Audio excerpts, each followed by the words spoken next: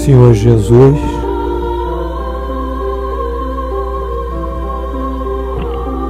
Deus nosso Pai, estamos abrindo aqui o nosso curso dessa noite, pedindo que a vossa bênção, a vossa proteção, o vosso amor chegue a nós, que os bons espíritos estejam presentes e que se forme uma cúpula de energia psíquica ou psicomental ou psicoespiritual, de maneira a conduzir os trabalhos dentro da maior harmonia e leveza. Assim, agradecendo a vós a oportunidade de estarmos nessa noite unidos em vosso nome e em nome de Deus Onipotente, damos por abertos os nossos trabalhos no dia 13 de fevereiro do ano 2012, pela graça de Deus. Amém.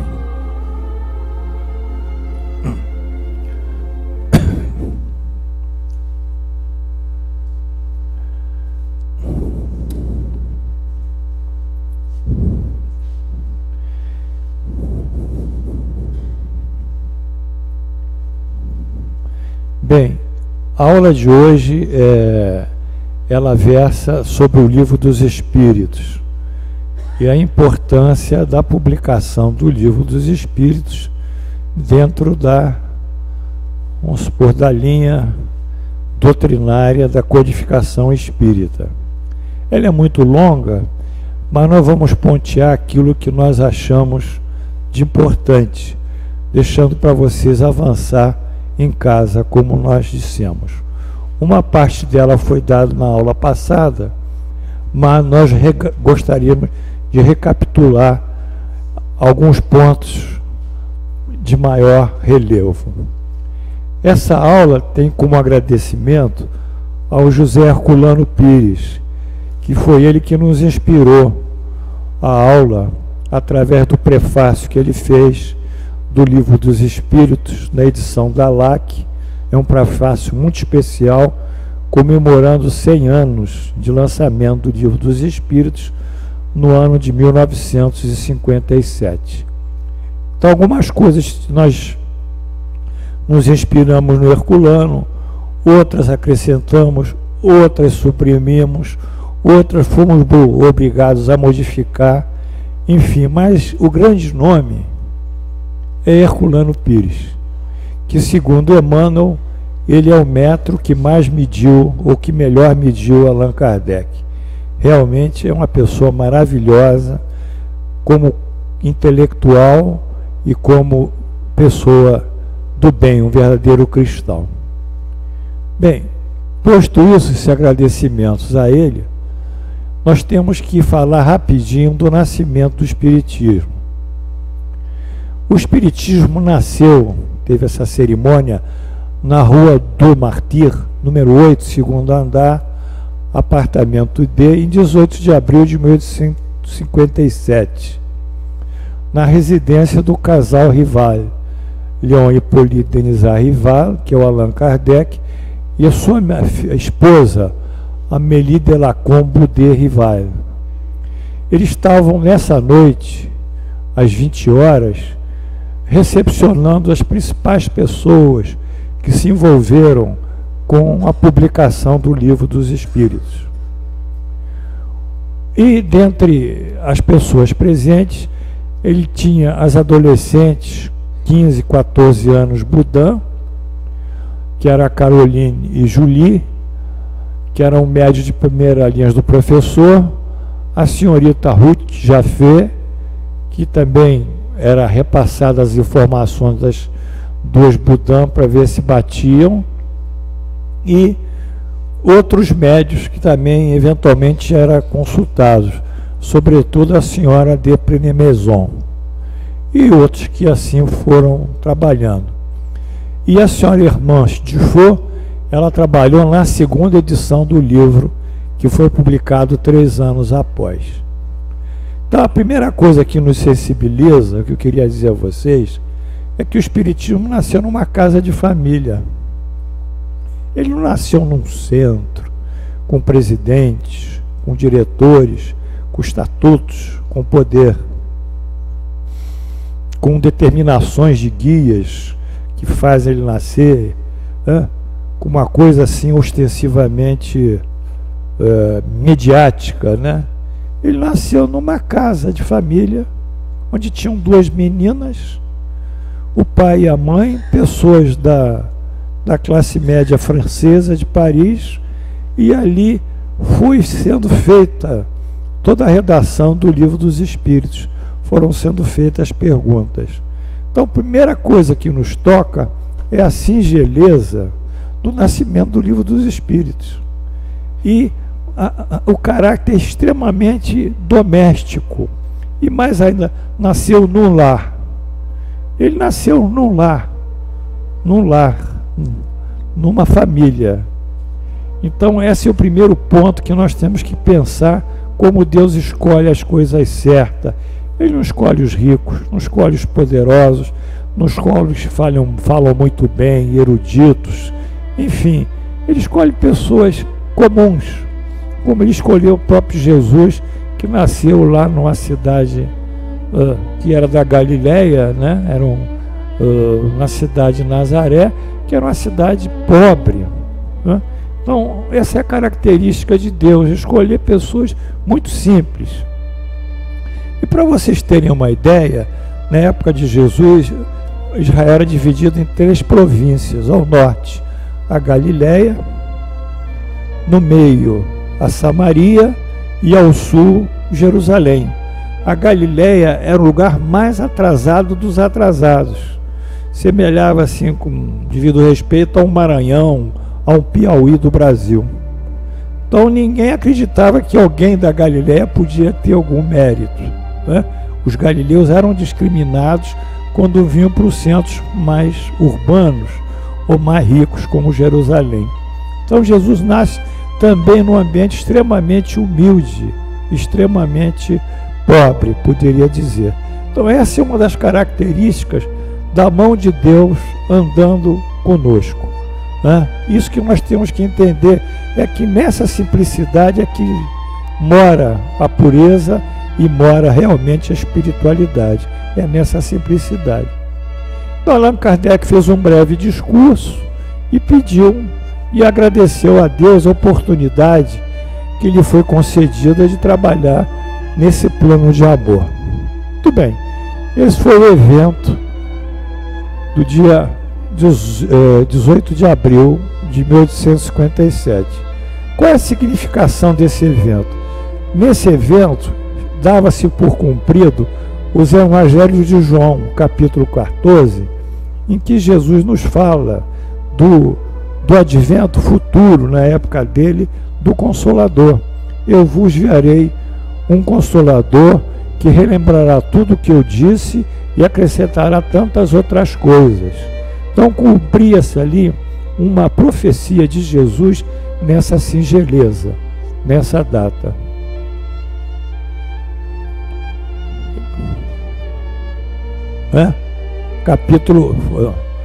O Livro dos Espíritos é uma nova fase, né, da evolução humana. Ele é uma nova fase. Não é um livro comum, um livro de romance, um livro de poesias, é um livro difícil, não no sentido de se ler, mas de se absorver alguns conceitos, não é? Ela é uma obra de estudo e envolve uma sorte de reavaliação de valores morais, da filosofia da vida, da nossa relação social, da nossa relação com Deus, do nosso psiquismo, e que também se estende à própria forma de nós nos comportamentar, a nossa forma comportamental. É um livro que modifica a nossa forma de ser. Então é um livro que tem uma pujança espiritual forte, porque é a redivivescência do próprio cristianismo. Isso é a significação do livro. A significação em relação à doutrina é que a partir desse dia se ergue um novo edifício de conhecimentos espirituais, que é a doutrina espírita. Aqui é o marco inicial de tudo aquilo que vai ser construído pelo professor Kardec a partir dessa data, né? Enfim, ele reflete os dizeres do Espírito de Verdade que Allan Kardec deu em 12 de junho de 1856, quando ele ainda estava trabalhando o Livro dos Espíritos, né? Ele começou a trabalhar em 1º de janeiro de 56. Então o Espírito da Verdade, que é Jesus, diz para ele o seguinte: a missão dos reformadores é cheia, prenhe de escolhos, problemas, escolhos e perigos. Previno-te que a rude atua, porquanto se trata de abalar e transformar o mundo inteiro. Veja só que palavra grave: um indivíduo abalar e transformar o mundo inteiro, né? Quer dizer, ele não vai ter a partir daí nenhuma facilidade, não vai ter tantas simpatias, vai ter muito mais inimigos que amigos, detratores e caluniadores de que pessoas que tomem a sua defesa. Mas essa é a missão daqueles que produzem as modificações culturais, religiosas. Os reformadores são sempre indivíduos que viram alvo de perseguição e crítica. Antes do Allan Kardec não havia a palavra espiritismo, havia o espiritualismo, que é um pouco diferente de espiritismo. Os fatos espíritas existem desde a Bíblia, então não tem nada a ver. Mas Allan Kardec vai dar um estudo regular sobre esses fatos espíritas. Então, a gente pode esquematizar isso mostrando que o livro de espírito é essa coluna aqui, de 2 colunas, e ele é que vai formar a doutrina espírita. É o livro que vai formar a doutrina espírita. Não haveria doutrina espírita sem o livro dos espíritos. Agora, o que é que acontece? Para que o homem evolua, Deus oferece ao mundo, de tempos e tempos, espíritos privilegiados, com a missão de encarnarem e difundir essas verdades espirituais. Enfim, é o progresso do homem, que Allan Kardec chama esses homens reveladores religiosos. Nós podemos chamar de Messias, nós podemos chamar de Cristos, dependendo da nossa cultura religiosa. Os hinduístas, por exemplo, chamam de avatares, que vem do grego, avatar, do sânscrito, vem do sânscrito. Avatar vem de avatara, para baixo, e tripassar, que são os espíritos que alcançam a união divina e depois vêm para a terra, que eles descem, são os avatares. Enfim, o mundo está ponteado de Buda, de Krishnas, do Senhor Krishna, e na nossa civilização ocidental veio através de Jesus. E essa evolução espiritual, que está ligada ao espiritismo, ela veio em 3 ondas. Também é importante vocês entenderem que as coisas não acontecem isoladamente. A inteligência de Deus é uma continuidade e um finalismo. É uma estrada que tem um início numa época, tem um percurso e depois tem um término. Ou seja, Jesus não veio gratuitamente e também não veio para ficar na cruz. E são coisas do imaginário do homem. Ele veio para produzir uma modificação moral na humanidade. E é isso que nós temos que nos ater. Então Deus produziu, dentro desse contexto evolutivo, 3 ondas espirituais. A primeira foi a onda de Moisés, com os 10 mandamentos, né? Que é o ponto fundamental de Moisés. Moisés teve 5 livros: Gênesis, Êxodo, Levítico, Números e Deuteronômio. Mas nos parece que o único da mediunidade mesmo de Moisés foi o 10 mandamentos. O resto foram coisas que foram escritas muitos séculos depois. Então, nós consideramos didaticamente a primeira onda, a base dela, que são os 10 mandamentos, que já é o avanço na humanidade de então, que era uma humanidade pagã, e que ela se torna monoteísta e já tem, além dessa visão e de crença em Deus, já tem os seus valores morais. A segunda onda surge com Jesus, mas para que isso acontecesse, nós tínhamos que esperar muito tempo para a humanidade amadurecer, para os indivíduos reencarnarem e reencarnarem. Então, mais ou menos 5 anos após, o homem já tinha uma condição espiritual melhor para receber esses conhecimentos que Jesus traria.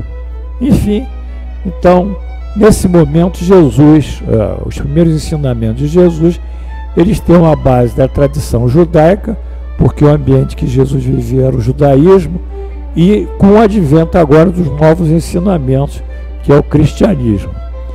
Mas o modelo dessa nova onda é o próprio Jesus, é o modelo crístico.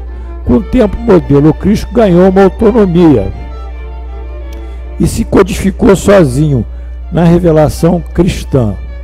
Ganhou um corpo próprio e saiu das suas raízes judaicas e ganhou uma autonomia própria. Mas no início do advento de Jesus, mesmo depois que ele falece, o Tiago era judaizante. Entre os apóstolos havia alguns que eram judaizantes. Eles tinham luta de só converter judeus e não converter pagãos. E há uma passagem, inclusive, no Evangelho, que Jesus diz: ide primeiro e convertei as ovelhas perdidas de Israel, mostrando que o povo judeu estava mais suscetível a ouvir sua mensagem pelo avanço espiritual que tinha em relação aos pagãos. E finalmente, nessa continuidade, nós aparecemos com a terceira onda, com o Espiritismo. Porém, em Moisés havia o prenúncio da vinda de Messias, o Cristo. Assim, os evangelhos, como nós vimos, pronunciaram a vida do Espiritismo, por ele chamado de Consolador. Então, esse novo código, que é o Espiritismo, ele surge sob o comando direto do Espírito de Verdade, que é o pseudônimo de Jesus, tendo como intérprete os espíritos superiores e como organizador editorial, como aquele que transcrevia os ensinamentos, Allan Kardec. Mas ao contrário da primeira e segunda onda, a terceira onda não está identificada em nenhum indivíduo encarnado. Não existe na terceira onda um Moisés, não existe na terceira onda um Jesus, né? Não existe alguém no mundo que se diga o responsável pelo Espiritismo. Não existe isso. Porque o Espiritismo veio através de uma coletividade de espíritos de todos os lugares. O Espiritismo veio através de um ser coletivo. Ou seja, o Espiritismo, nesse momento, intencionalmente, ele deixa de ter uma individualidade, porque não era interesse também de Jesus que voltasse a aparecer mais um indivíduo, mais um mensageiro, quando tudo já tinha sido dito por ele nos evangelhos. Então, essa terceira onda aqui, que é caracterizada pelo Espiritismo e marcadamente pelo lançamento do Livro dos Espíritos, ela mostra uma interligação muito grande com a onda anterior.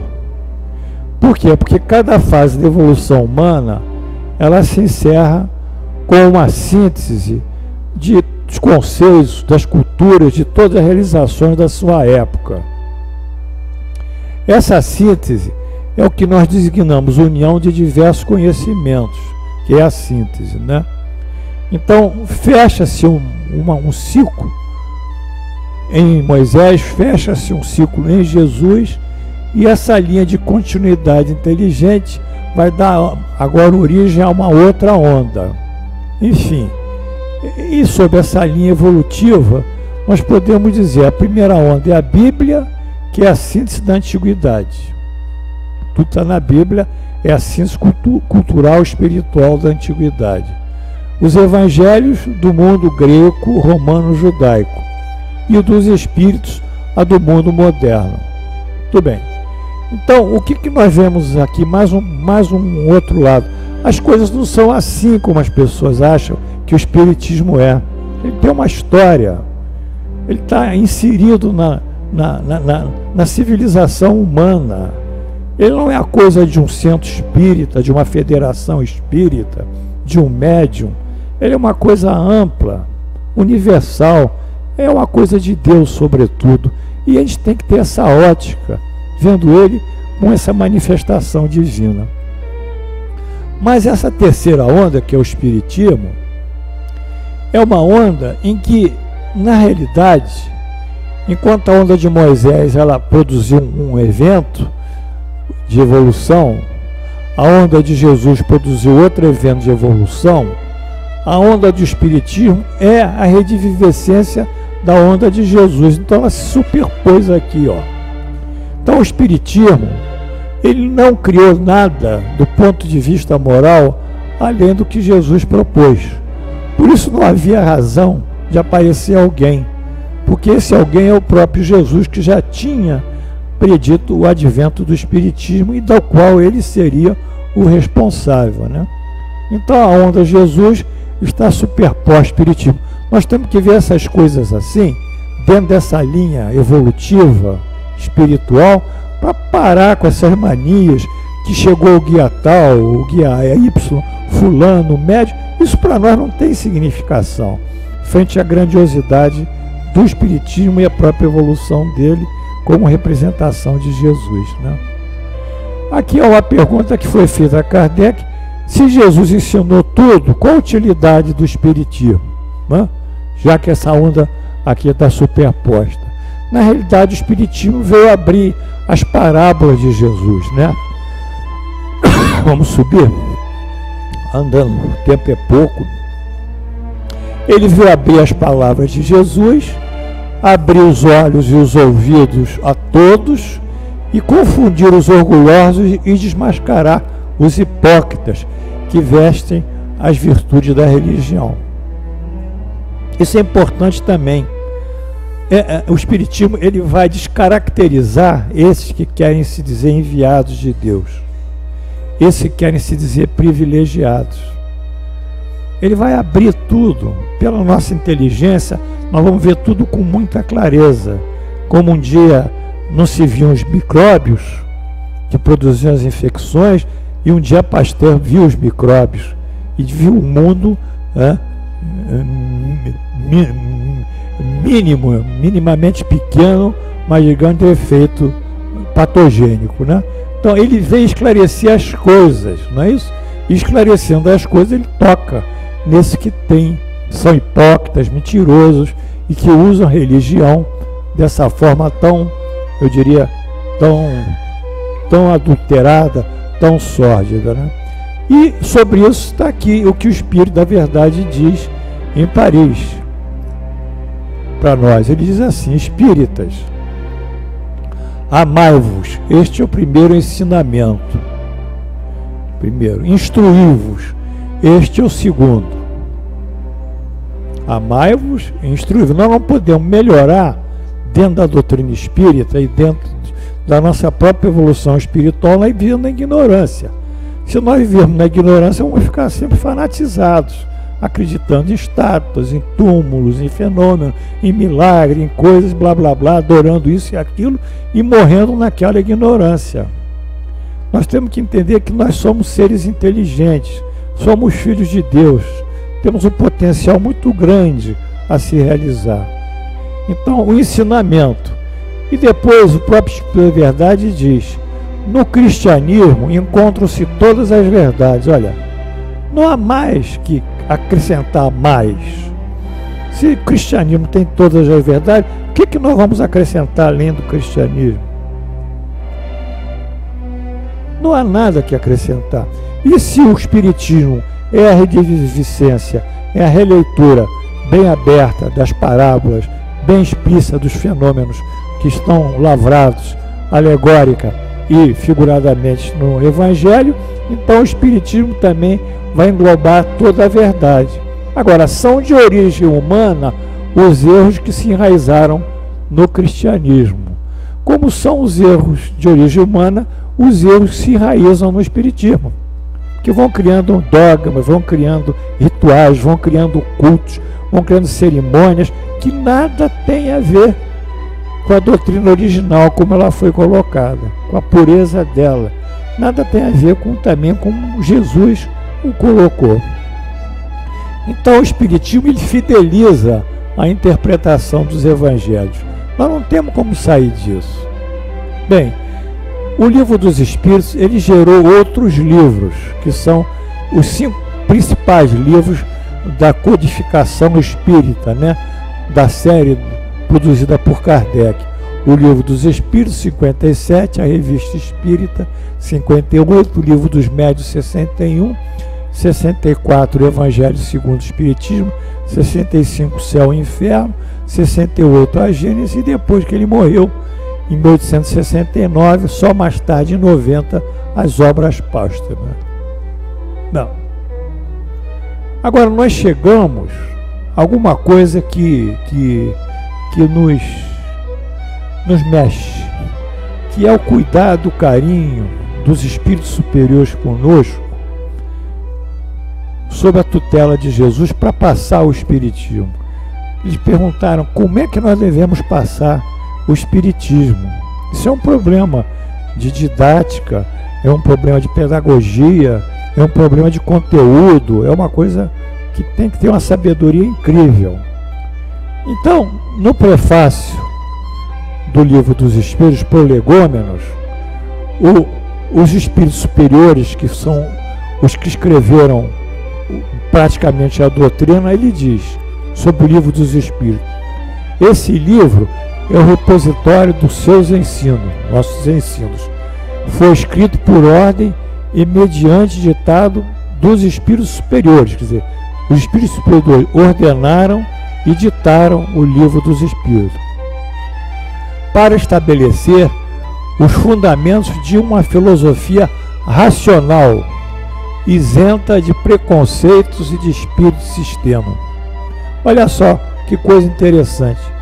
Os espíritos superiores dizem: ó, nós vamos dar a você um sistema de pensamento absolutamente lógico, consensual, cheio de razão, absolutamente compreensível, sem paixões, sem escolas, sem tendências, algo como uma fórmula física, que ela em si mesma é inquestionável, na medida que ela chegou ao seu resultado final, né? Então, os espíritos dizem que vão estabelecer, eles determinam essa filosofia racional, isenta de preconceitos, que eles não querem que o espiritismo tenha um preconceito de qualquer coisa ou crie algum sistema. Quando eles disseram isso, eles excluíram 2 fatos importantes: uma nova escola filosófica, que poderia, a gente vai ver, ser chamada escola filosófica espírita, não querem escola filosófica, e também uma nova religião, religião espírita, porque também não existe religião espírita, existe o cristianismo dentro do espiritismo, o espiritismo dentro do cristianismo.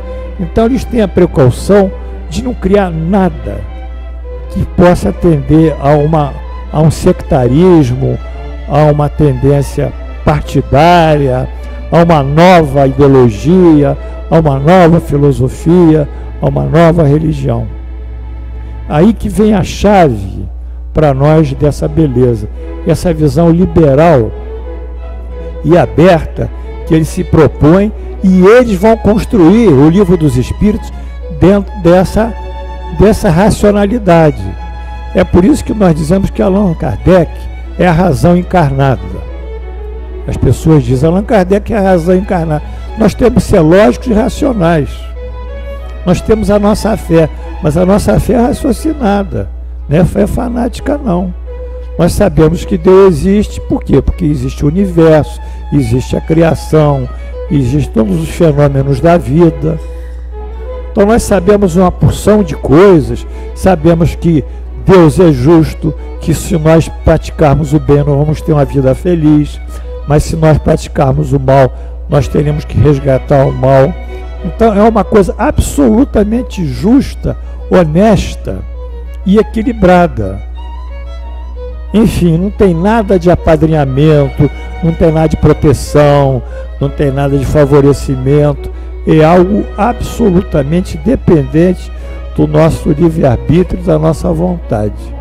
Nós é que vamos obter o resultado do nosso esforço. E aqui vem um comentário, olha. Mediante a aplicação dessa linha de pesquisa que ele solicitou, filosofia racional, os espíritos superiores pretendem evitar a formação de uma nova escola filosófica, que provavelmente seria chamada filosofia espírita, a semelhança de centenas de outros, como na filosofia, escolas gregas, patrísticas, nas primeiras épocas dos padres, a medieval, a moderna e muitas outras. São centenas e centenas de filósofos, cada um na sua escola. E evitar que o espiritismo forme uma nova religião, como igualmente existem tantas outras. Embora por sua moral cristã ele seja essencialmente religioso. Ele é religioso, mas ele não forma nenhuma nova religião. Eu queria que vocês entendessem o cuidado, o carinho que os espíritos superiores tomaram na construção da doutrina espírita. E é isso que é verdade. O resto que está por aí é que o pai não plantou. Toda árvore que meu pai não plantou será arrancada e jogada ao fogo, já disse Simão Pedro numa mensagem no Evangelho segundo o Espiritismo. Mas se ela, por não espelhar a verdade, ela será um corpo estranho dentro da própria evolução da humanidade e terá que ser expelido. Então essa capacidade racional exclui qualquer escola filosófica e qualquer nova religião. E é sobre o conceito geral de religião que nós estamos dizendo que o Espiritismo abre uma das suas forças. Por quê? Porque, segundo Kardec, ele diz: o Espiritismo é forte porque assenta-se sobre as próprias bases da religião. Mas nessa religião que tem uma instituição, tem hierarquia, tem cultos, tem rituais, tem sacramento, tem dogma. Não. Ele se assenta, a verdadeira religião, em Deus, na alma, nas penas e recompensas, que vai depender do nosso livre-arbítrio, e sobretudo porque que mostra essas penas e recompensas são corolários, ou seja, são consequências naturais da vida terrestre. E ainda porque, no quadro que apresenta do futuro, nada há a razão que a exigência mais exigente, que a razão mais a gente possa recusar. Então o Espírito está sentado em coisas muito importantes, né? Em Deus, na alma, a mortalidade da alma, as penas, as recompensas, as leis divinas, a reencarnação, enfim. É aí que é a força dele. A força dele está na lógica que a religião que ele propõe, ela nos acredita. Não está em mistérios, não está em nada extraordinário. Ela está justamente nessa clareza, nessa tranquilidade que os espíritos nos trouxeram e essa beleza, né, eu diria, doutrinária. E, além da religião, sobre a filosofia se assenta outra força. Ele diz aqui: falsíssima ideia formaria o espiritismo, formaria do espiritismo, quem julgasse que sua força lhe vem da prática das manifestações materiais. Isso é interessante. Quando eles começam no espiritismo, eles começam pelas manifestações materiais, pelos fenômenos, e acham que ele é a força. Mas isso é um produto ainda de uma fase ainda, eu diria, de primeiro grau deles na evolução. Eles acham que o fenômeno é que vai resolver as coisas. Mas o fenômeno é alguma coisa extemporânea, depois termina. Você continua sendo o mesmo, não é? Então, de onde vem a força do espiritismo? Como diz o professor Kardec, hein? A força está na filosofia, no apelo que dirige à razão e ao bom senso. Porque se nós tivermos bem estruturados conhecimentos espíritas e todo esse sistema da nossa relação com Deus, o valor do amor, do perdão, da caridade, de uma conduta íntegra e ilibada, nós vamos estar numa situação totalmente confortável. Então, os fenômenos que as pessoas acham e confundem o espiritismo com o fenômeno é apenas uma fase de um ato mediúnico, que pode acontecer, pode não acontecer, mas cessados os fenômenos, o espiritismo continua, porque ele está baseado em Jesus e na interpretação de Jesus pela filosofia. Então, essa foi a primeira preocupação dos espíritos superiores para escrever o Livro dos Espíritos.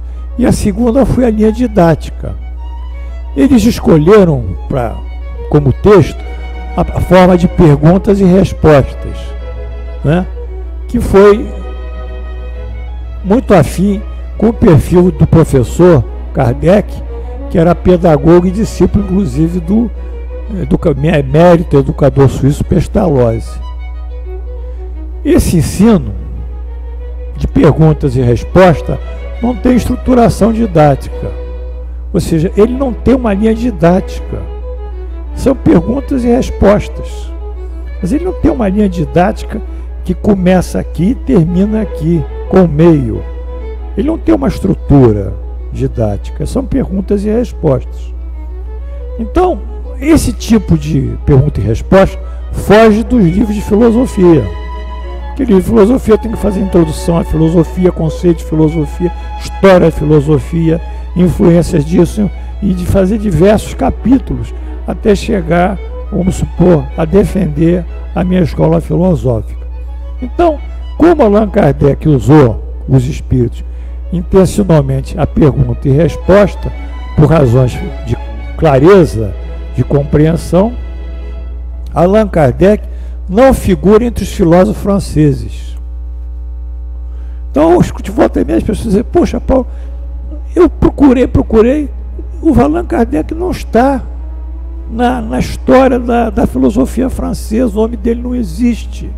Falam-se de todos os... França é muito rica em pensadores, né?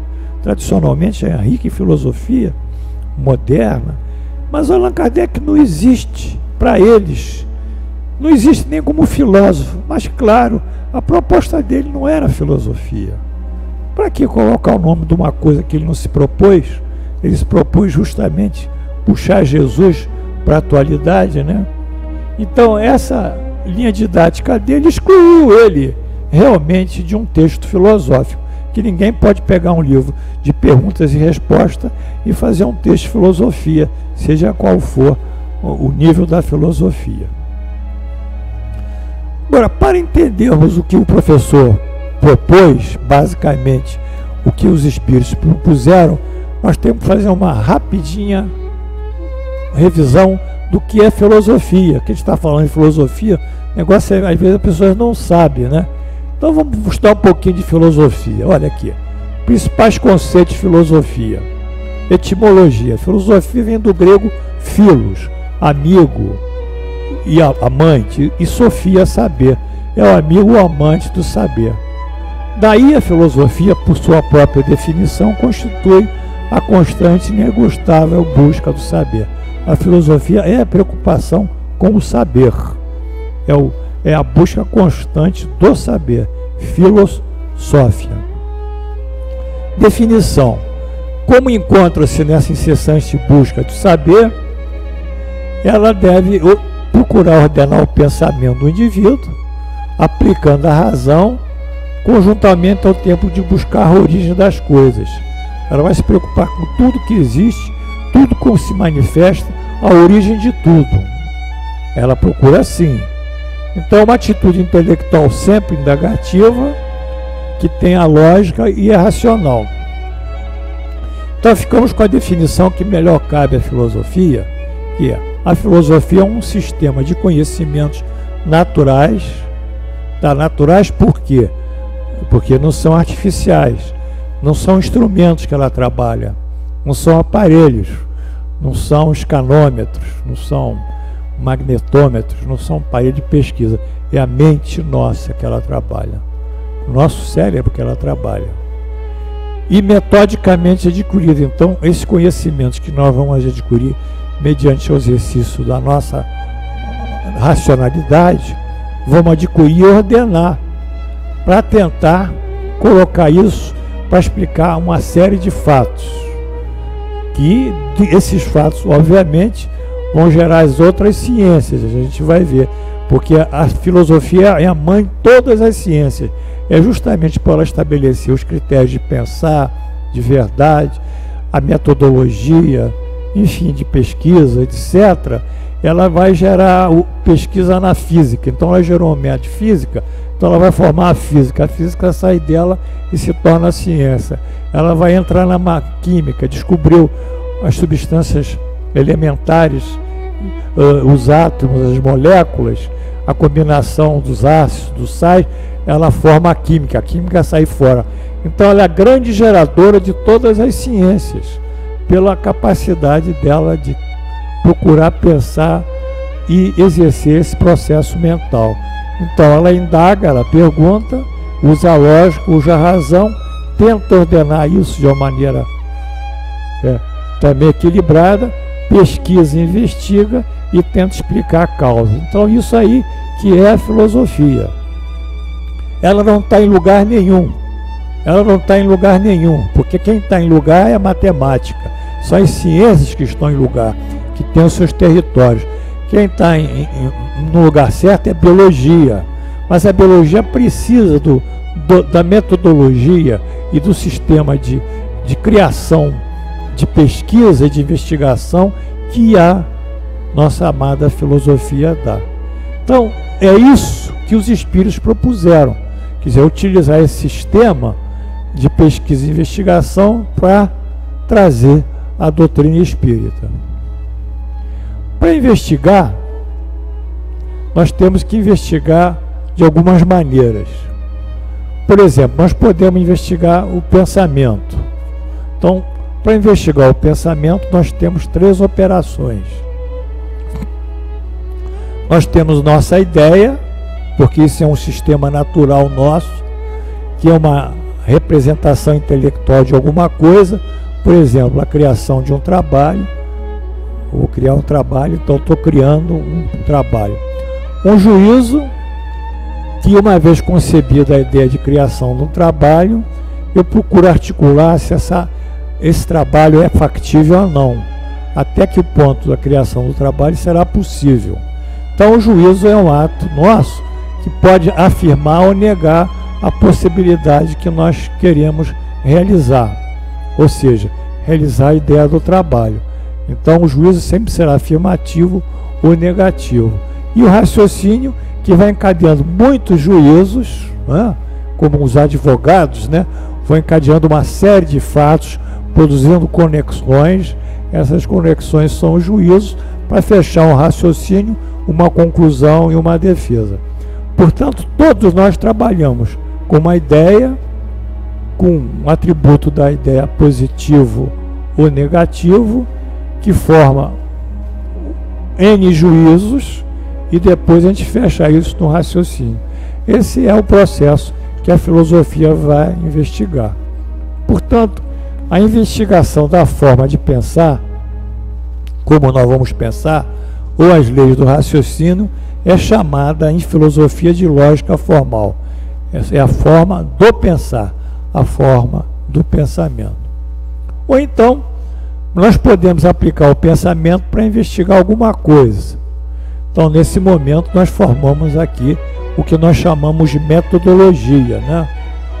Ou seja, eu posso pesquisar matemática, criar um método de pesquisa da matemática, um método de pesquisa da física, da química, por exemplo, física, dilatação de um corpo. Eu posso tentar estudar a dilatação de um corpo. Eu aqueço aquele corpo, né? Meço a extensão dele, dou uma determinada temperatura e meço quanto dilatou. Dou outra temperatura e meço quanto dilatou. Dou outra temperatura e meço quanto dilatou. Faço uma relação entre dilatação e a temperatura e tem a constante dilatação daquele corpo. Tá certo isso? Hein? Eu estou usando a minha cabeça, né? Esse é o processo da aplicação do pensamento filosófico a uma pesquisa, né? E que chama-se metodologia. Então, é nesse momento que, nessa forma que nós pensamos, encadeando a ideia, o juízo e o raciocínio, e aplicamos a investigação de qualquer ciência, criamos a metodologia, como nós vimos na matemática, na física e na química. São exemplos. Isso estabelece um raciocínio matemático, físico e químico. Está claro também? Nós temos um raciocínio físico, né? Raciocínio de teoria de ondulação, por exemplo. Propagação da luz via ondulação, ondulatória, que não era. É um raciocínio. Então, a aplicação da forma correta do pensar à pesquisa ou a metodologia é chamada de lógica material, que está ligada à matéria. Investiga um objeto, um fato, uma ocorrência. Então, quando nós aplicamos tudo isso a pescar alguma coisa que acontece, alguma coisa que existe materialmente, alguma coisa que é objetivo, nós então estamos aplicando a metodologia. E finalmente nós aplicamos nosso pensamento para autenticar a verdade e evitar um erro, né? Aí vamos criar meios de aferir os métodos de pesquisa, cruzar as informações com outro centro de pesquisas, de forma a aferir se nossos resultados estão bons ou tão maus. Muito bem. Então, na metodologia, nós temos essa aferição do critério da verdade e a exclusão do erro, né? No caso aí a lógica que faz com cruzamento de outras pesquisas. Então, a aplicação da correta metodologia é a detecção de erros e achados anormais fora dos consensuais. E são separados e estudados. Então, esse estudo em separado, para avaliar os critérios, é chamado o quê? Lógica crítica, né? Então, na realidade, nós estamos estudando uma coisa que parece que não aconteceu. Aconteceu tudo com Kardec. Isso que impressiona. Aconteceu tudo isso com o professor. Então, por exemplo, Helena trabalhou muito tempo com bioquímica e farmacêutica. Então, ela sabia que ela tinha uma margem, né, X% de correção numa fórmula. Ela tirava uma medida, mas tinha que botar lá onde viu o padrão para corrigir aquilo. Então, são critérios de aferição, de valores. Então, tudo isso que nós estamos vendo, tudo isso, a forma de pensar, a forma de criar um método de pesquisa, a forma de aferir, o professor Kardec e os espíritos superiores colocaram dentro do Livro dos Espíritos. Por isso nós não podemos aceitar dizer, fulano de tal é a encarnação do Allan Kardec. Para nós é um absurdo metodológico, um absurdo lógico, um absurdo racional. Nós não podemos aceitar essas coisas. Eu sou a encarnação do fulano. Tá bem, que seja. Mas para você vai ter que me provar que você é a encarnação do fulano, não é? Então são coisas que vivem nesse mundo. O espírito tem mania de viver um pouco no mundo imaginário. Então é no imaginário, ele pega as coisas do espírito, bota no imaginário, de imaginário mistura com o real, faz uma grande salada e realmente prejudica aquelas pessoas que honestamente querem seguir os ensinamentos de Jesus, né? Então a síntese é essa. Na lógica, a gente tem as leis do pensamento, que é a lógica formal, quando ela se aplica à investigação, a lógica material, e quando ela afere os critérios de investigação, a verdade, ela tem a lógica crítica, e tudo isso para aferir a uma metodologia melhor. E a metodologia que nós vimos, ela vai variar de acordo com o objeto. Por exemplo, se eu pego um fato isolado, observar um fato isolado, e encadeio uma sucessão lógica de eventos que seguem, por exemplo, Newton observou a queda de um corpo. Ele observou, e daí, pelo raciocínio, formulou a lei da gravitação universal. Ele pegou um dado isolado, a queda do corpo. Fulton pegou a queda, o movimento de uma chaleira isolado. Também ele foi encadeando os fatos, e assim montou um sistema, no caso Fulton, pela chaleira, ele conseguiu colocar a lei do trabalho a vapor, que é a primeira revolução industrial, a máquina a vapor. E esse método que sai de um fato isolado, o sujeito observa e vai para formar todo um todo, é o método indutivo ou indução. O outro método é o oposto ao indutivo, né? Ele sai de um todo, né? E procura também uma solução. Mas sair de um todo, isso é das ciências. Eu tenho um teorema de matemática, um problema de física, de química, eu falo, resolve esse problema. Tá? Aí um problema desse tamanho para resolver leva 2 horas no vestibular. 1 hora para resolver aquele problema. Então, eu vou ter que, a partir daquelas informações que o problema me dá, eu vou ter que articular uma série de fórmulas e eventos para chegar a um resultado final. Então, esse método que você sai de um todo formado é chamado método dedutivo. Outro método ainda, que é uma variação, é quando nós observamos um fato, um fenômeno, e passo a passo vamos estabelecendo as leis que regulam, quando podemos, né? Então, a partir desse fenômeno isolado, nós vamos procurando os dados isolados, dando o caráter da indução. E aí formamos o que nós chamamos o método de observação experimental. Aqui que o Espiritismo trabalhou, na observação experimental, e aqui na indução também. A gente vai ver direitinho isso.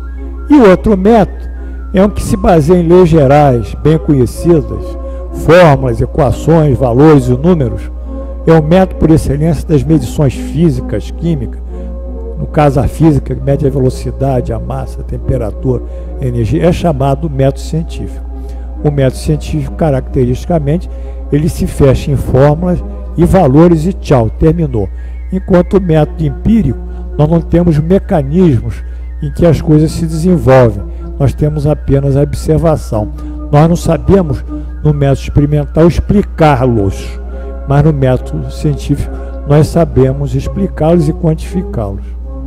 Então, o método pode ser quando tem um fato isolado, queda de um corpo, é chamado indutivo, ele vai gerar essa observação experimental de um fato, quer dizer, a queda de um corpo é um fato isolado, e vamos tentar articular o que está trazendo o corpo para a Terra. No caso do Newton, é a gravitação universal. Ou um conjunto de fatos, que é um problema que eu mostrei aqui, eu vou fazer a dedução, tem as leis, os valores, etc. É propriamente um método científico. Muito bem. Com isso, nós, a partir de todo esse trabalho, seja pela lógica, nas diversas formas dela, seja pelo estudo do método que ela se aplica, nós temos os grandes problemas que a filosofia vai se envolver. Quais são as questões que a filosofia vai se envolver, então? Primeiro, os problemas que vão mais além da realidade material objetiva. O que vai mais além da matéria é a metafísica. Metas ao lado, física ao lado da física. Um exemplo de estudo metafísico é o estudo de Deus, porque ele não é material. E dentro da metafísica, o estudo de Deus é chamado teodiceia. Na igreja, na religião, esse estudo é teologia. Na física, na filosofia, é teodiceia. E ontologia, o estudo do ser, né? Imaterial. Né? Bom, o estudo do ser não mais abstrato e sim material. Agora é o contrário. Eu vou estudar alguma coisa que eu vejo, que eu palpo, que eu escuto, que eu sinto, que é objetivável. Então, esse estudo é chamado cosmologia, cosmose, universo. Exemplo de estudos cosmológicos, a física, a química, a geologia, a biologia. Essa cosmologia é a filosofia da natureza. O estudo do agir humano enquanto livre e pessoal, quer dizer, ele não é coagido a nada. Ele se leva por si próprio, é a moral, né? Então nós dizemos, moral, olha, nós temos tantas morais quantas culturas e quantas civilizações nós temos. A moral do antropófago é comer o outro, o índio da outra tribo que ele matou, e se possível comer o cacique, porque na cultura dele, quanto ele comer o cara mais poderoso vai fazer. Agora, se alguém mata alguém aqui no Rio, vai se submeter ao Código Penal. Então a moral é muito relativa, é muito espraiada, não existe uma moral única, né? A moral varia com a cultura e com o conhecimento. Bem, agora, quando essa moral ela mantém uma vinculação com o próximo, com outra pessoa, com o Valtinho aqui, ou com o social, com a instituição de Frei Luís, ela é chamada ética. Então a ética é a aplicação da moral, dos valores morais numa relação interpessoal, social, institucional, etc. Então as pessoas têm que ter uma moral dentro daquele meio ambiente que vive, né? E a moral é regulada pelos direitos e deveres, ou seja, são os códigos que o homem constrói, não é isso? Código Civil, Código Penal, etc, etc. E finalmente nós temos ainda como objeto da filosofia o estudo do fazer humano como arte. É o estudo da essência do belo, das regras da divisão da arte, da relação da arte com a moral, que é chamado estética. A estética também é muito variada, né? Esse sentido do belo varia também de cultura para cultura, né? Você pega aqueles selvagens, né, no interior da Austrália, com aqueles brincos, aquelas coisas todas, e aquilo para eles é uma beleza. Os caras tatuados é uma maravilha. Quanto mais tatuagem, mais bonito está, né? Então, o outro lado. Então, a síntese dos objetos que a filosofia estuda são as leis do pensamento, que ela se preocupa,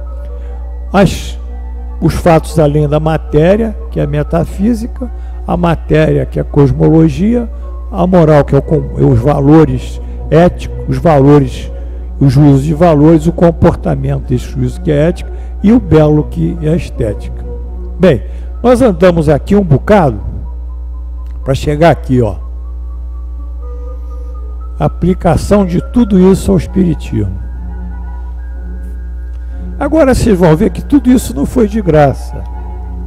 E que quando no Prolegômeno o Espírito de Verdade disse que ele quer que Allan Kardec escreva, ele vai orientar uma filosofia racional, isenta de preconceitos, de sistemas, que é uma coisa límpida, logicamente límpida, moralmente límpida, enfim, cristicamente límpida. Então, isso foi aplicado na filosofia, no espiritismo. Muito bem. Vamos ver como esses eventos se sucederam, né? A primeira etapa. Allan Kardec observa a movimentação dos objetos e das mesas, bem como as respostas inteligentemente dadas pelas forças até então desconhecidas. As mesas estão se movendo, tá? Sobe, desce, né? Os objetos sobem e descem. Aplica a expressão verbal de um juízo, quer dizer, faz uma proposição, que é a expressão verbal, que, se é juízo, pode ser verdadeiro ou pode ser falso. Então tem que demonstrar se é verdadeiro ou falso. Então ele firma a seguinte proposição, em relação àquilo que subia e descia: toda causa gera um efeito, causas inteligentes geram efeitos inteligentes. É o primeiro ponto de Kardec.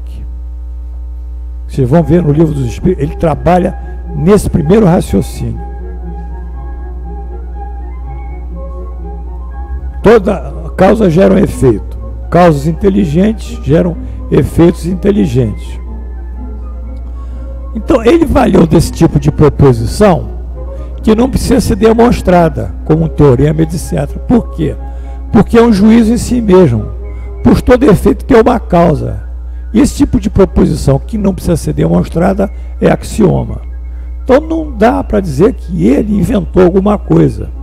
Ele está baseando a movimentação da mesa num fato lógico, que é um princípio, que toda causa gera um efeito. E se a mesa responde às perguntas, ela tem um caráter inteligente. Então ele chega na primeira etapa da sua observação e diz o seguinte: a razão diz que um efeito inteligente há de ter como causa uma força inteligente, e os fatos vão provado que essa força é capaz de entrar em comunicação com os homens por meio de sinais materiais. Isso Allan Kardec diz. Então ele faz o primeiro algoritmo do trabalho dele: ideia, juízo, raciocínio e o axioma, que é uma forma de raciocínio. Então ele já caracterizou a existência de um fato inteligente e por trás desse fato uma causa. Na segunda etapa, ele vai lá no método indutivo, que é o fato isolado. O efeito inteligente torna-se objeto de observação experimental. Ele começa a observar a mesa girando, as cestinhas, as pranchetas, as escritas que saem, enfim, aqueles fenômenos de efeitos físicos e de efeitos inteligentes. E assim vai articulando esses fatos e firma o método de observação experimental.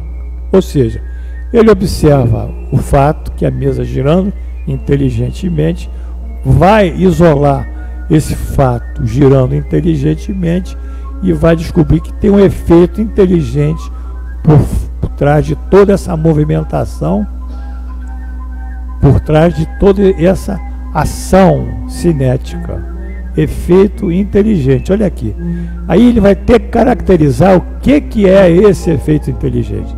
Tá certo, pessoal? Ninguém está inventando, nem ele, nem ninguém. Então o que ele nos diz? Olha só, o primeiro fato observado foi a movimentação de objetos diversos. Designávamos vulgarmente, na época, mesas girantes ou dança das mesas.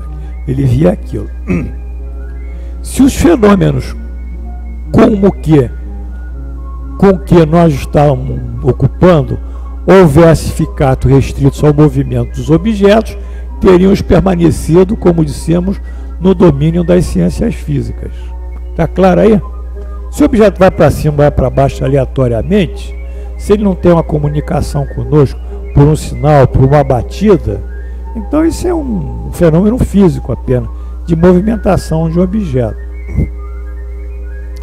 As primeiras manifestações inteligentes se produziram por meio de mesas que se levantavam e com um dos pés davam certo número de pancadas, respondendo desse modo, sim ou não.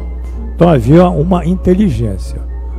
Obtiveram-se respostas mais ou menos convincentes com o auxílio das letras do alfabeto, dando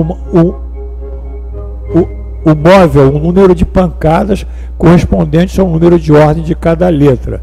Chegava-se a formar palavras e frases que respondiam às questões propostas. A precisão das respostas e a correlação que denotava com as perguntas causaram espanto pela inteligência. Tal meio de correspondência era, porém, demorado e incômodo. O espírito, e isto constituiu nova circunstância digna de nota, indicou outro. Quer dizer, ele queria saber, sair da forma de pancada e de movimentação da mesa. Bem, então ele passa para a terceira etapa da pesquisa. Estabelece um sistema de pesquisa propriamente dito, através das perguntas e respostas. Tudo bem. Enfim, e esses espíritos aqui, que indicaram outro, no caso eles indicam a escrita. Aí vai surgir a psicografia. Então esses espíritos, ele dá para Allan Kardec um plano de estudo referente ao livro dos espíritos, que vai formular o livro dos espíritos com 1019 perguntas, com mais tantos subitens e divisões, é muito mais do que isso. Esse número da segunda edição.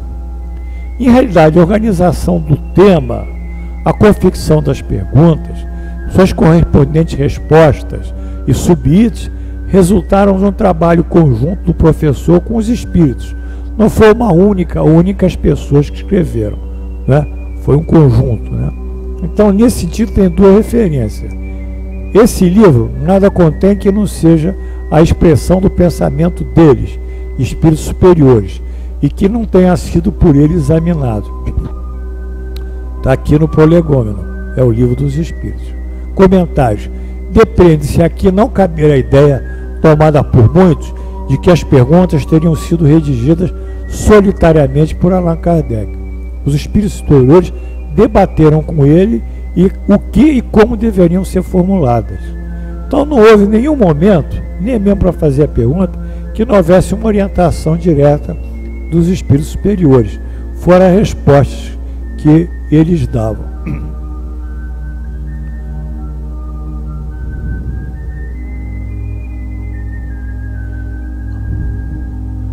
Bom,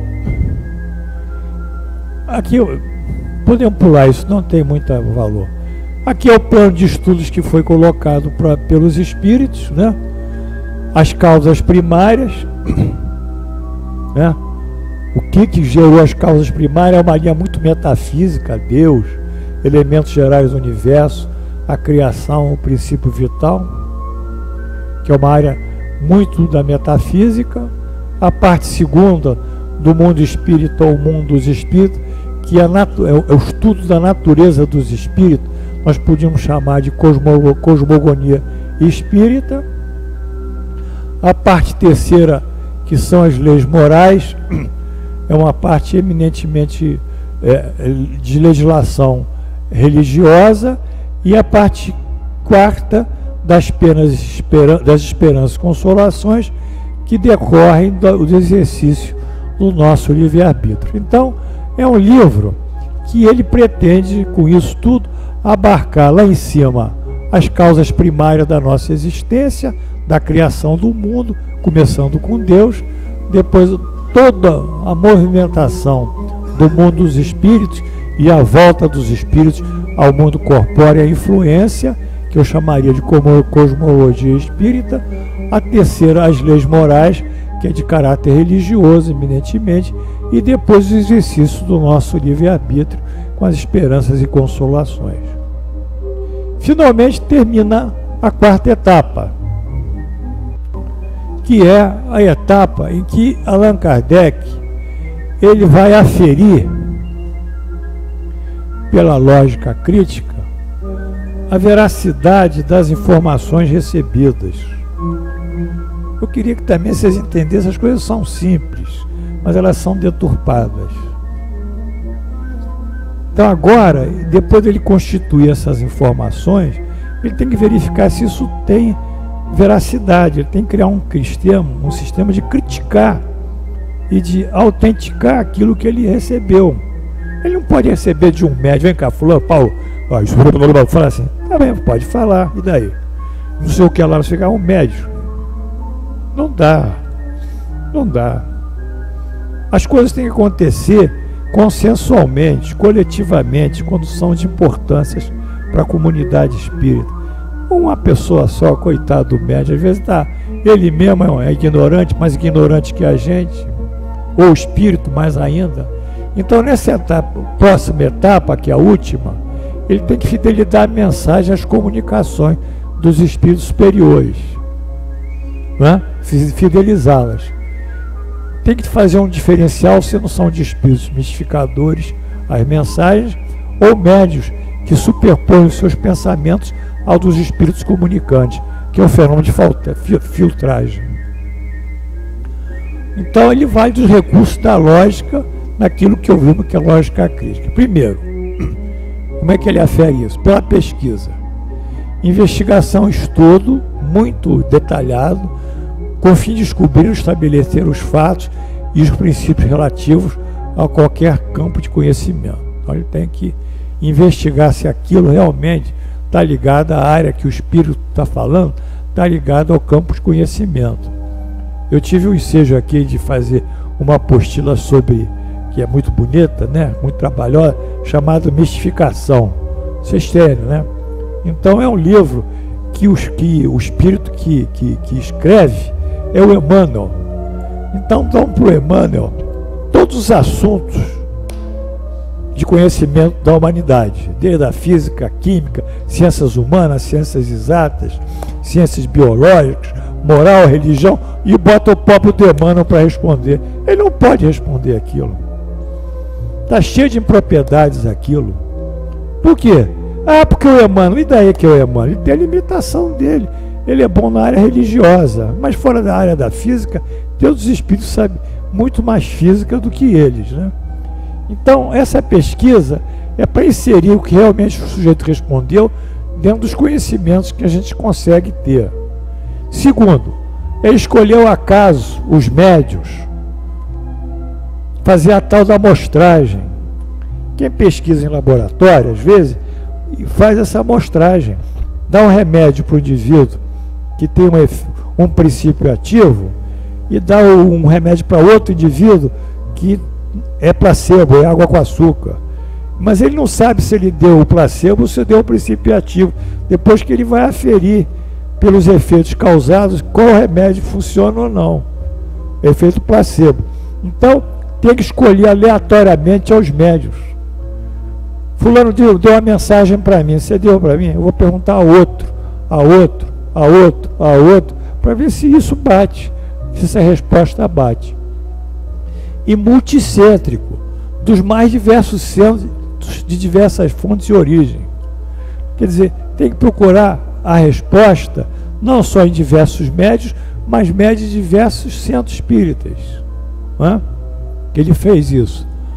Assim, com o intuito de diminuir mais de erro, né, ele procedeu da seguinte maneira. Ele diz aqui: na posição em que nós encontramos a receber comunicações de 1000 centros espíritas sérios, disseminados pelas mais diversas partes da Terra. Ele tinha lá, isso é do livro Evangelho segundo o Espiritismo, então ele tinha mais de 1000 centros que ele cruzava as informações, né? Recebia. E ele ainda faz alguns comentários. As diversas informações e a sua origem não humana. Se a doutrina espírita fosse de concepção puramente humana de um homem, não ofereceria por garantia senão as luzes daquele homem, né? Ora, ninguém neste mundo poderia alimentar a pretensão de possuir com exclusividade a verdade absoluta aqui, tá vendo? Nós temos guias no Brasil que se dizem portadores de verdades, mas de todas as religiões isso é característico, mas não dá, né? Se os espíritos que a revelaram houvesse manifestado um só homem, nada garantiria a origem, porquanto seria necessário acreditar na palavra do que o homem disse. Então, nós temos que ter N informações, N médios, como ele consultou 32 médios sobre a pergunta: o que é Deus? Ele cruzou. O papel dos espíritos nas informações, nas divulgações. Quis Deus que a nova revelação chegasse aos homens por mais rápido caminho, mais autêntico. E são os espíritos que levaram isso de um polo a outro. Então, em toda a parte do mundo, em todos os lugares, em todos os territórios, ninguém tem o privilégio, não existe alguém que tenha o privilégio. São os espíritos que fazem a propagação com auxílio de inúmeros médios. E o caráter multicêntrico das informações. Nessa universalidade de ensino dos espíritos reside a força do espiritismo e também a causa da sua tão rápida propagação. Enquanto a palavra de um só homem, mesmo com o concurso da imprensa, levaria séculos, hoje não levaria, na época dele sim. Para conhecimento de todos, milhares de vozes se fazem ouvir em todos os planetas, proclamando os mesmos princípios. Então, para obtenção do resultado das pesquisas e suas conclusões, ele fez essa aferição da lógica crítica, buscou médios e informações aleatórias, randomizou, buscou diversos centros, multicentrou, estabeleceu um sistema consensual de cruzamento das informações para ver se elas batiam e tinham um consenso uma com as outras, e depois fez uma estatística mais ou menos e chegou a uma resposta fidedigna. Tendo por base as suas pesquisas, Allan Kardec as comenta a tempo de garantir o êxito do resultado, aquele marca. É isso que as pessoas não seguiram, não seguem. A autoridade da doutrina espírita. Uma só garantia séria existe para o ensino dos espíritos: a concordância que haja entre as revelações, que eles façam espontaneamente, servindo-se de grande número de médiuns esses estranhos um dos outros em vários lugares. Ou seja, a concordância, quer dizer, o consenso, revelações espontâneas, não são provocadas, grande número de médiuns, aleatoriamente, de muitos lugares, multicentrismo. Então essa é a autoridade da doutrina espírita. É essa a única forma que nós temos de dar, eu diria, ter critérios e credibilidade, que foi disso, né? Enfim, terminamos aqui. Vem em seguida as referências bibliográficas, e eu quis deixar isso para vocês e dizer o seguinte: pessoal, a coisa é tão simples, é tão elementar, está tudo aí tão claro. Os nossos mestres, os nossos professores, os espíritos superiores deixaram isso tão alinhavado, de maneira tão lógica. Nós podemos ter acesso a toda essa literatura, podemos ter acesso aos evangelhos de Jesus, podemos não modificar moralmente. Por que a gente está sempre procurando o incrível, o extraordinário, o milagre, quando é tão mais importante nós conhecemos todo esse processo de construção do Espiritismo e produzirmos a máxima do Espiritismo, que é a nossa modificação moral? Porque no final tudo isso é Jesus. E o que Jesus quer de nós? O que Ele quer de nós? Ele quer o que Ele diz: eu sou o caminho e a verdade e a vida. Eu e o meu Pai somos um. Ele quer que a gente caminhe com Ele dentro desses critérios evangélicos, que são a expressão da verdade, e que sejamos felizes, ou seja, tenhamos a verdadeira vida, não a vida de provas, expiações, de doenças, etc. Ele quer que nós sejamos como mais um deles, porque Ele não diz que Ele é Deus, Ele diz que é Filho do Pai. Então, quando nós começamos a entender isso, as coisas vão ficando tão diluídas, as posições de orgulho numa casa espírita, os destaques, enfim, aquelas palavras autoritárias, arrogantes, aquele discurso empombados, quase gongóricos, tudo isso cai. Nós temos que ser puros de coração, temos que seguir esse caminho. E foi por isso que, vamos voltar só primeiro o prolegômeno lá atrás, foi por isso que os espíritos, eles colocam, lá logo na primeira página, se não me engano, Fábio, foi por isso que os espíritos colocaram com muita clareza isso no prolegômenos. Olha lá, vamos lá.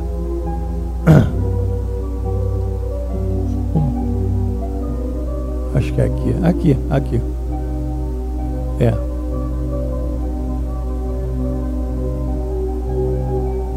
Vamos lá um pouquinho. É aqui, foi isso que ele colocou, mais um pouquinho. Onde é que está o prolegômeno? Já passou, né? Não, mais na frente, né? Qual é a página? Vocês têm aí? Vamos.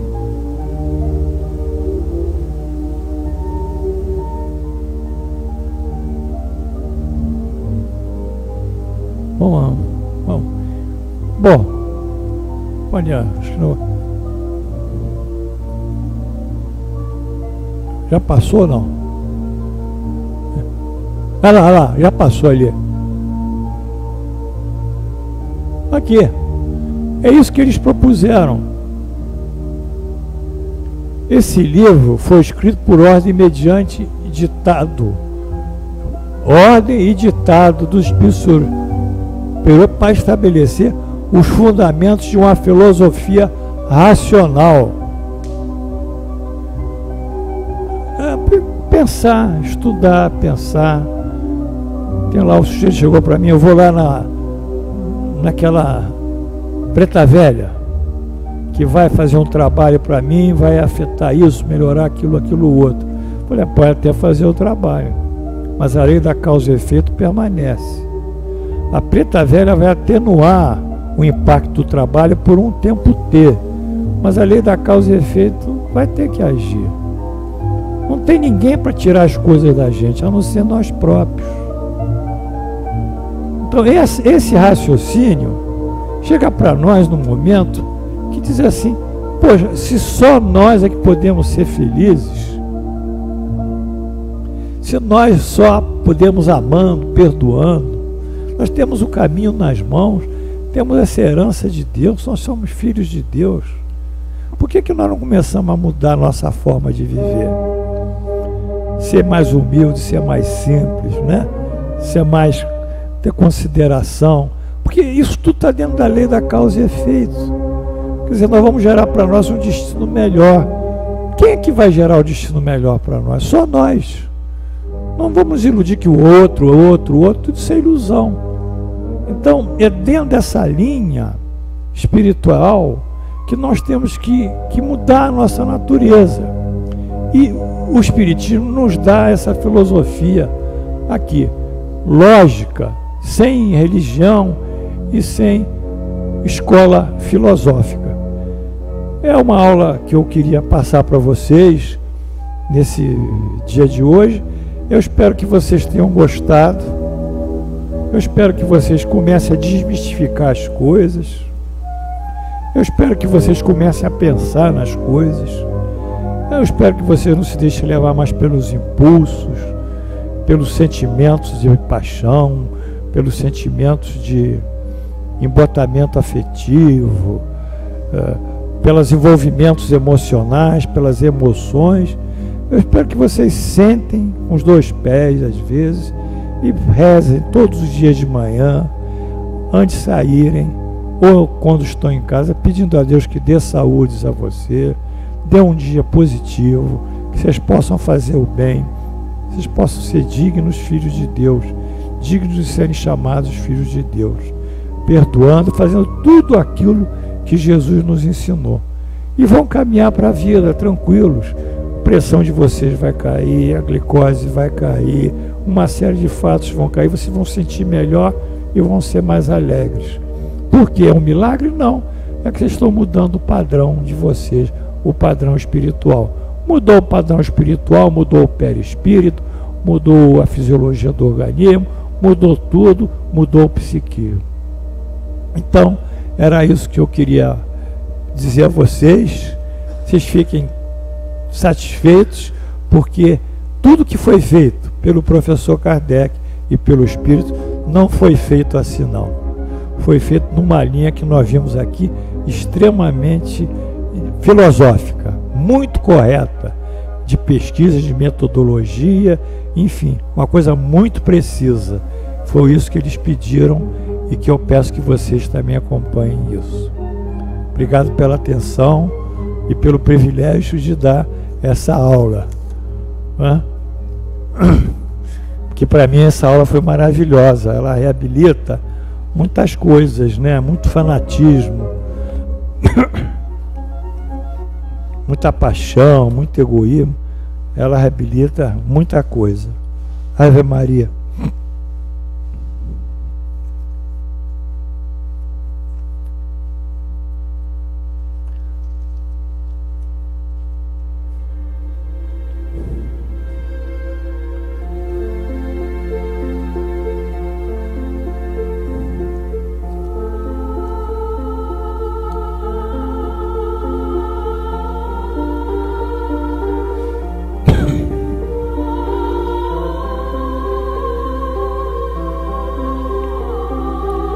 Senhor Jesus, queremos evocar aqui o dia 18 de abril de 1857, na casa do professor Rival e sua esposa Meri Baudet. Queremos evocar aquelas famílias que ali estavam, aquelas médiuns, adolescentes, sem maldade, sem malícia, sem interesse, sem objetivos secundários, a não ser serem coerentes com o dever que os seus espíritos lhes chamavam, que eram trabalhar na edificação dessa terceira onda, da terceira revelação que é o Espiritismo. Pedimos que o fluido dessa noite maravilhosa, quando por trás dessa simplicidade, do véu dessa singeleza, encontrava-se todas as lideranças espirituais do mundo, do nosso mundo, e particularmente a liderança de Jesus. É ali, naquela coisa tão simples, que a força de Deus se manifestava.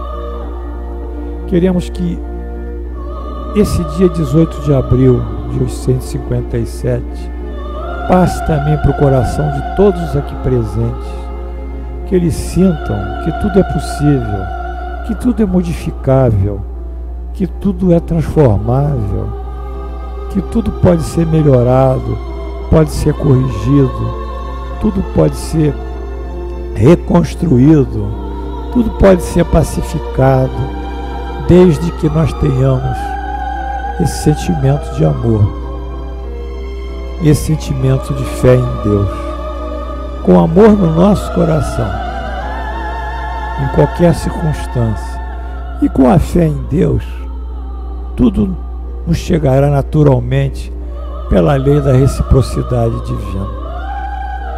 Então, que esse ambiente do dia de lançamento do livro do professor Kardec, esteja aqui com todos nós, que levemos essa vibração doce, suave para as nossas residências, e que se tivermos alguma doença, algum mal-estar, algum transtorno, ou se as pessoas que nós amamos estão sujeitas a algum tipo de doença e transtorno, que mentalizando os seus nomes, ou mentalizando as suas fisionomias, essas energias pacíficas e curadoras se dirijam para elas.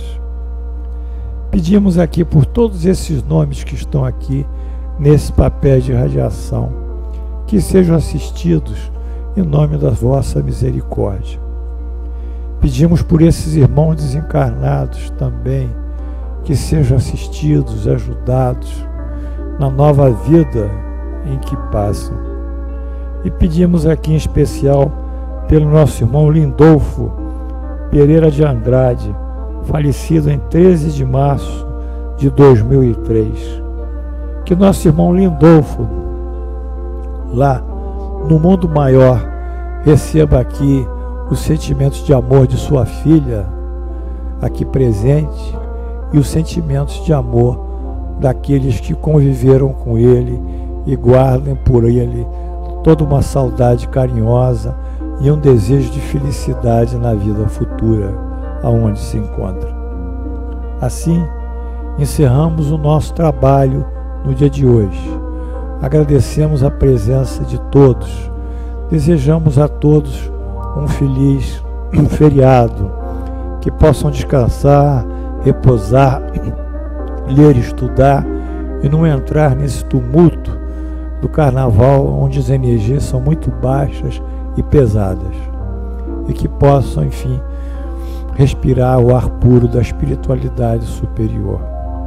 E assim, em seu vosso nome, Jesus, e em nome de Deus onipotente, abrimos aqui, fechamos aqui o nosso trabalho com a prece que nos deixaste. Pai nosso que estás no céu, santificado seja o vosso nome, venha a nós o vosso reino, seja feita a vossa vontade, assim na terra como no céu. Pão nosso de cada dia nos dai hoje, perdoai as nossas ofensas, assim como nós perdoamos aqueles que nos têm ofendido. E não nos deixeis cair em tentação, mas livrai-nos do mal.